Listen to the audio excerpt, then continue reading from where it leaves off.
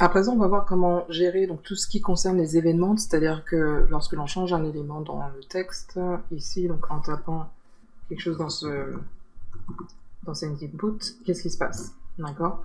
Donc on va là, vous voyez, donc si toutefois vous tentez de taper, donc ce sera pas possible. Pourquoi? Parce que par défaut, on a mis value.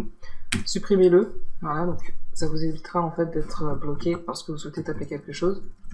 Donc ce qu'on va faire, c'est voir comment est-ce qu'on peut gérer les événements. Donc lorsque l'on rajoute du texte dans cet input. Donc c'est cette partie qui nous intéresse. Donc on va commencer par créer un état local pour ce composant. Déjà, donc ce sera la première étape puisqu'on en aura besoin. Interne, props et super props. Donc c'est là qu'on va configurer donc à l'intérieur de ce constructeur que l'on va configurer donc notre état local donc qui est lié à ce composant. Donc avec this state.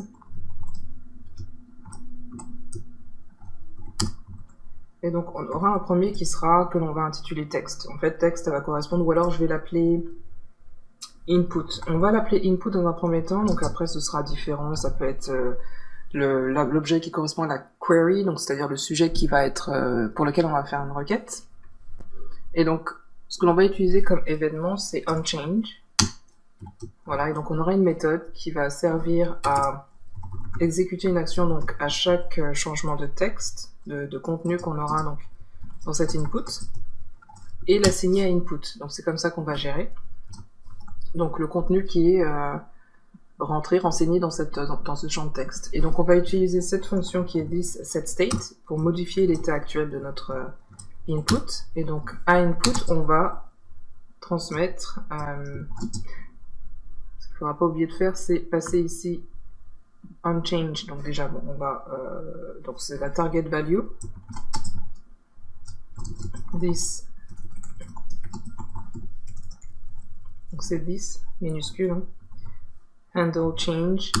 Et donc on va passer i. Donc cet argument en fait, ce qui va faire référence à l'objet, l'événement en fait. L'événement donc qui va cibler cet élément.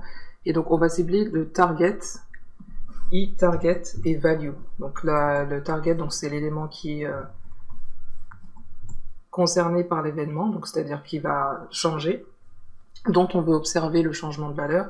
Et on va retourner, donc affecter la valeur qui correspond à value, à input. Et on va commencer par, justement, console log pour observer, donc étape par étape, donc comprendre donc, ce que l'on essaie de faire ici, c'est qu'à chaque changement de cet input, on va pouvoir afficher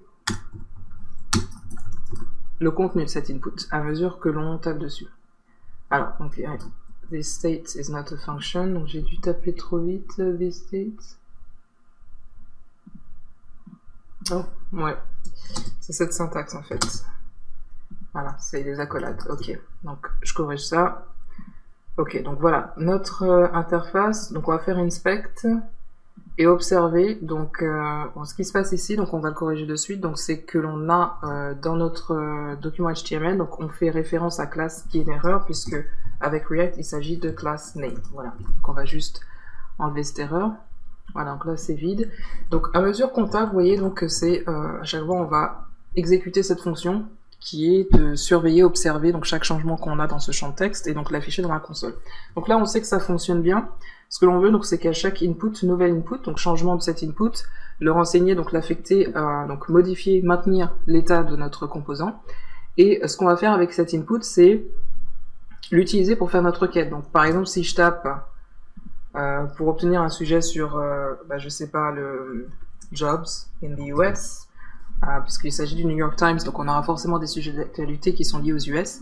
Voilà, donc on aura donc cet input qui est job, donc c'est ça qui m'intéresse, c'est celui-ci. Donc on va pouvoir faire une requête à partir de ça, donc là c'est une première étape.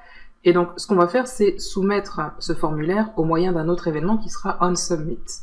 On va voir ça ensuite, donc ce sera une nouvelle méthode que l'on va créer pour pouvoir soumettre, donc faire une soumission mais avec la valeur qui correspond à input.